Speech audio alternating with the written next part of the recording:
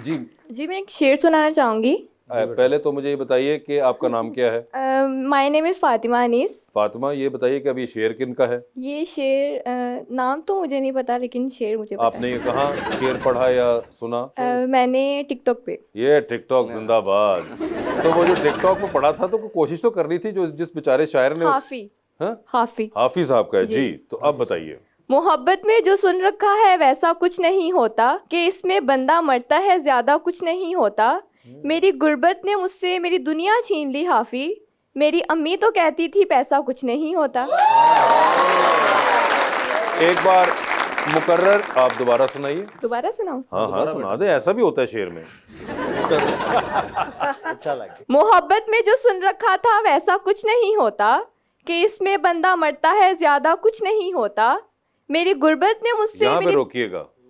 मेरी गुर्बत में, गुर्बत जी गुर्बत कोई वर्ड नहीं है। हाफी ने गुर्बत ही लिखा है। गुर्बत ही लिखा है। मगर फिर हाफिदी भी गुर्बत सही कर। क्या तो वर्ड होगा कुर्बत गुर्बत है, या गुर्बत है, तो वो गुर्बत है, गुर्बत नहीं होता। मगर खैर मैंने यही आपको करेक्ट करना था जी। प्लीज। पोइट्री सुनाना चाह रहा हूँ सर। आपका नाम क्या है। सर मोहम्मद तनवीर। तनवीर भाई, किसकी पोएट्री सुनाना चाहेंगे। सर एक गज़ल है, मैं आपको गज़ल नहीं, सुना। गजल तो है मगर वो गजल किसकी है। सर राइटर का नाम फेसबुक की गजल है मगर राइटर का नाम ही नहीं। यार राइटर का नाम तो जानने की कोशिश किया करें। वो बेचारे बड़ी मेहनत करके कोई ख्याल एक जो है उसको लफ्जों में उतारते हैं। मगर चलें आप ट्राई करिए। वो शख्स मुझे प्यारा है उसे कहना, कह दिया। वही जीने का सहारा है उसे कहना। ठीक है। वही जीने का सहारा है उसे कहना। मोहब्बतें शिकायतें अदावतें उसकी, मोहब्बतें शिकायतें अदावतें उसकी, मुझे सब गवारा हैं उसे कहना। डूब ना जाऊं तेरी चाहत के समुंदर में, ठीक है। डूब ना जाऊं तेरी चाहत के समुंदर में, अरे वही है हमारा किनारा उसे उसे कहना। कहना। वो शख्स मुझे प्यारा है उसे कहना। आपकी शादी हुई हुई है। जी सर। कितना अर्सा हो गया तनवीर भाई। सर 3 साल हो गए। 3 साल हो गए हैं। ये आप शेर सुनाते हैं ये वाली गजल घर पे। सर वैसे ही याद थी तो मैंने कहा। नहीं याद थी बिल्कुल। आई एम श्योर आपकी बड़ी अच्छी मेमोरी है। तो घर पे आपने सुनाई कभी ये वाली गजल। नहीं सर। सुनाते थे। कौन है नेक्स्ट। मेरा नाम इरफान हैदर है। इरफान और साहब। मेरा सवाल चांडियो साहब से है जी जी। कि जब ये इलेक्शन कैंपेन होती है तो उसमें नून लीग और पीपल पार्टी एक दूसरे को जलील कर रहे होते हैं। उसके बाद जब हुकूमत बनानी है तो एक दूसरे की तारीफें शुरू कर देते हैं। ठीक है। तो ऐसा नहीं है कि ये मुफाहमत है या कि सियासी सौदा है। इसे जमहूरियत का हुस्न कहते हैं। जी। जो सादा जवाब ये है। हाँ जी। बाकी आप उनसे ले लें जी। और जो रिसेंटली पीटीआई ने मौलाना फजल रहमान साहब के साथ दिखाई है, ये वही जमहूरियत। आपस में पार्टियों की दुश्मनी नहीं होती। देखें कौन सी पार्टी है जिसके मैनिफेस्टो में ये लिखा है कि वो आवाम की बेहतरी नहीं करेगी। कौन सी पार्टी ऐसी है जो ये चाहती है कि आवाम सड़कों पे दर बदर फिरे, महंगाई हो। कोई भी नहीं है। इंटरनेशनल कमिटमेंट्स होती हैं, तभी ये जो IMF के साथ या बाकी जो मुआहदे होते हैं उसमें मुश्किलात होती हैं हर गवर्नमेंट के लिए। लेकिन उससे निकलना कैसे, ये लीडरशिप का काम होता है। वो किस तरीके से अच्छे धारे में उस मईशत को लाते हैं, लोगों को तरक्की का हिस्सा बनाते हैं। यही लीडरशिप और गवर्नमेंट का काम होता है कि लोगों के लिए वो सहल पॉलिसीज़ बनाए जिसकी बेसिस पे लोगों को रिलीफ। नहीं अजय, वो बात बिल्कुल आपकी ठीक है। मगर मेरा भी इस बारे में बड़ा सिंपल पॉइंट ऑफ व्यू है कि आप दूसरे को उतना ही बुरा भला कहें बिल्कुल कि जितना कि नॉर्मल लगे। ये नहीं कि अगले को मैं सड़कों पे घसीट दूंगा, वहां से उतार दूंगा, यहाँ पे ये कर दूंगा और उसके बाद आप उनके साथ हुकूमत बनाएं या उनके साथ, चाहे वो आप लोग भी हो आप लोग भी हो। मुझे हमेशा वर्डिंग पे बड़ा इख्तलाफ हुआ है कि ये जो चाहे आपस में इलेक्शन कैंपेन के दरमियान वर्डिंग फिर उतनी रखा करें जो एक सिविल रहे। सर ये इम्पॉलिटिकल जो टॉलरेंट स्ट्रक्चर है ना हमारी सियासत का, ये उसी का शाखसाना है। मतलब अभी मैं आपको क्लियर कर दूं कि ये वाहद असम्बली है जिसमें 60% यूथ आई है और चीज़ें काफ़ी बेहतर होंगी। हाँ जी। वर्किंग रिलेशन होना चाहिए। मगर कुछ रिजर्वेशंस हैं ना जिनकी वजह से काम अभी तक शुरू भी नहीं हो सका। बताना चाहूँगा कि हमारे पास एग्रीकल्चर पॉलिसी नहीं है। जो GDP है ना, इंडियन जो GDP के अंदर कंट्रीब्यूशन है पंजाब की एग्रीकल्चर की, दैट इज़ 40%। और हमारे पाकिस्तान में जो एग्रीकल्चर की है वो 20% है। मगर उधर जो किसान को सहूलियात दी जा रही है यहाँ पे नहीं है। 2008 से जो नए मोगे हैं उन पे बैन इम्पोज हुआ है। कोई आम बंदा जो 6 एकड़ का 8 एकड़ का मालिक है वो नया मोगा नहीं लगवा सकता। उसके लिए एक CM डायरेक्टिव लेना पड़ता है, उसके बाद उसका मोगा लगता है। आपकी हेल्थ पॉलिसी है ही नहीं, वजूद में ही नहीं है। श्रीलंका जैसा मुल्क है, उसमें हर 35,000 की पॉपुलेशन के ऊपर एक डॉक्टर बैठा हुआ है। उस डॉक्टर का काम क्या है कि उसने उस अपने एरिया में देखना है कि कौन कौन सी बीमारियां हैं, इनका ओरिजिन क्या है और इनकी एरेडिकेशन कैसे होगी। एजुकेशन पॉलिसी नहीं है। मतलब मैं बड़ा क्लियरली पूछता हूँ ना, जितने मेंबर्स उधर बैठे हुए हैं जिनके बच्चे हैं, हम आपके पास आए होंगे, वो कह रहे हैं एजुकेशन मिनिस्टर भी, कितने ऐसे पॉलिटिशियंस हैं या जो सेलिब्रिटीज़ हैं जिनके बच्चे सरकारी स्कूलों में पढ़ रहे हैं। जब तक हम लोग खुद प्रमोट नहीं करेंगे तो चीज़ें कैसे बेहतर होंगी। तो पॉलिसीज़ का जो फुकदान है ना, वो अब ख़त्म होना चाहिए। मैं इनकलकेट किया है अपनी पार्लिमानी पार्टी में भी कि हम जो मोशंस, जो हम रेजोल्यूशंस लेके आएंगे, उनको गवर्नमेंट को चाहिए एंडोर्स करे अगर वो पब्लिक इंटरेस्ट के काम है। क्रेडिट लेना है, फीता काटें, वो करना है, मगर अब मुल्क की बेहतरी के लिए भी कुछ ना कुछ होना चाहिए जी। Hopefully we'll see a result of that in the coming years. जी, अस्सलाम वालेकुम, मेरा नाम अरीज फातिमा है। अरे वाह वाह वाह, आपकी हम नाम आ गई हैं। बस अरीज यकम तो बेटा तुसी जाओ 5 दिन लिए थे।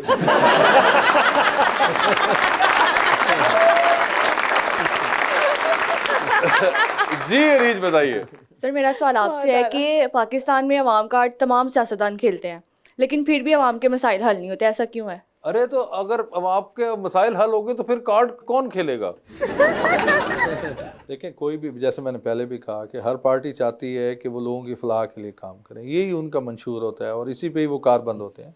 चैलेंजेस आते रहते हैं और वो हर पार्टी को हैं। जिनका भी दौर आया है वो आप देख लें कि पीटीआई भी 14.5 साल गवर्नमेंट कर चुकी है, केपीके में 2 टेन्योर्स, और इधर जो है ना 4.5 साल नेशनल असेंबली में। 4.5 3.5 साल 3.5 देखें, नहीं, वो पंजाब परवेज़ भी साहब तो वाले भी डाल हाँ। रहे हैं ना बीच में। ये मानते नहीं है, मसला ये है सिर्फ। हाय हाय हाय हाय। तो अब ये 14.5 साल भी नहीं मानते, ये कहते हैं सिर्फ 4.5 साल।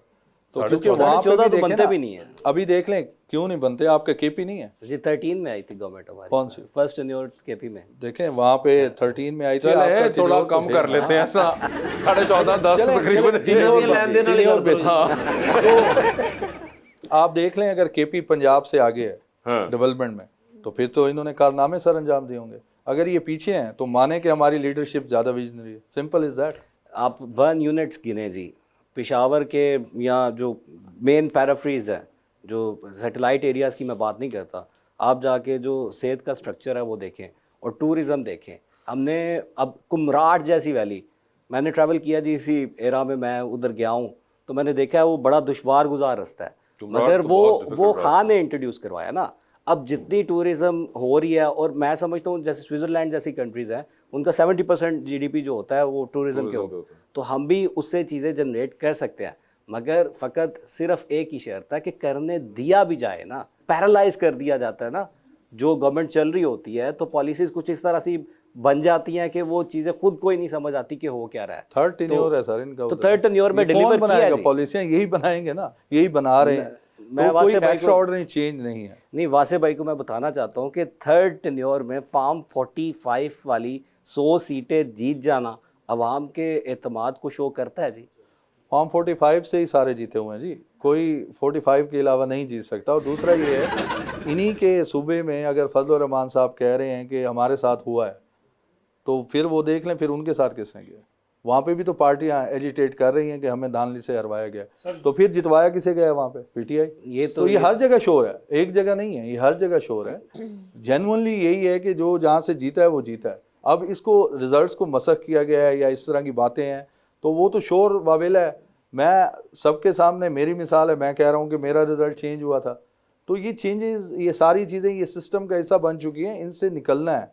जब तक रेवोल्यूशंस नहीं आएंगी माशरे में, और जब तक हम सही सिमत में अपने आप को नहीं लेके जाएंगे, और आपस में जो हमारी पॉलिटिकल लड़ाइयाँ हैं वो इस लेवल पे पहुँच चुकी हैं जिसमें टॉलरेंस नहीं है, शाइस्तगी नहीं है, डिसेंसी हम छोड़ चुके हैं। तो डिसेंसी की तरफ वापस आना है, प्रोग्रेसिव। आज मेरी भी स्पीच थी असम्बली में, भाई की भी थी, और कुदरती तौर पे पहले इनकी थी, इनके पीछे फिर मेरी थी बात। उन्होंने पता है ना, तुसी दोवें इत्थे आ रहे इकट्ठे ही। आप नहीं पता, आगे पीछे तो एक ही गाड़ी में आ जाते। अच्छा, तो वो खैर मेरी गाड़ी में ना आते, फिर ये कहते मैं आपकी वजह से मुझे गिरफ्तार कर लिया गया, क्योंकि ये तो ऐसे या फिर अकबर भाई ये हो सकता था कि आप ही उनकी वजह से निकल लेते। हाँ, ये जो ऐसी बात नहीं है। बहरहाल ये है कि इंशाल्लाह, ये अभी टॉलरेंस की बात की है हमने भी, वहाँ आहिस्ता आहिस्ता ये टॉलरेंस आएगी इंशाल्लाह, आप देखेंगे। कि और ये पॉलिटिकल लोगों को ज़्यादा लानी पड़ेगी आपस में। उसकी वजह ये है कि माशरा अब ज़्यादा मुतहम्मिल नहीं हो सकता, हम फिर किस तरफ लेके जाएंगे? फिर ये जो क्लैशेस होंगे, फिर ये प्रोवेंसेस के भी हो सकते हैं, इंटर प्रोवेंसेस भी हो सकते हैं, वो होलनाक होंगे। तो कोशिश ये है हम सब की कि हम लोग जो, जैसे इन्होंने भी कहा है और मैं भी कहता हूँ, अब यूथ की रिप्रेजेंटेशन जैसे बढ़ती जा रही है असेंबली में, तो आप देखेंगे कि आहिस्ता आहिस्ता ये चीज़ें बेहतर होंगी। और जब प्रोग्रेस है, प्रोग्रेस को आगे लेके जाना चाहिए, तामीरी बातें करनी चाहिए, तामीरी अप्रोच अडॉप्ट करनी चाहिए। तो आप देखेंगे जब इस तरह की चीज़ें होंगी तो डेफिनेटली हैंड विद ग्लव हो जाएंगी, पार्टीज़ भी एक दूसरे को बर्दाश्त करना शुरू होंगी, और वही फिर जो चीज़ है वो ट्रैवल करती है वो अपना पब्लिक तक। जी आप मैं ऑन अ लाइटर नोट एक बात करना चाहता हूँ कि हमारी तो सारी जो मेहनत थी ना, उसका मज़ा उस दिन आ गया था कि असेंबली के सेकंड सेशन में हमारे दूसरी तरफ के कुछ दोस्त वो आपस में खड़े हुए थे, तो एक दूसरे को पूछ रहे थे, तू 8 फरवरी आला या 9 फरवरी आला? तो हम तो इसी चीज़ पे सर हम तो खुश हो जाते हैं। But this is happening during the assembly, तो बड़ा शुगर भी लगता है जी, बड़ा हमारा माहौल अच्छा भी हो जाता है तो हमें तो वो चलता ही है जी। बिल्कुल, ये part of the parliamentary culture होता है। मगर अनिल भाई, thank you so much. Hasan, आपका बहुत बहुत शुक्रिया and best of luck to both of you and thank you so much.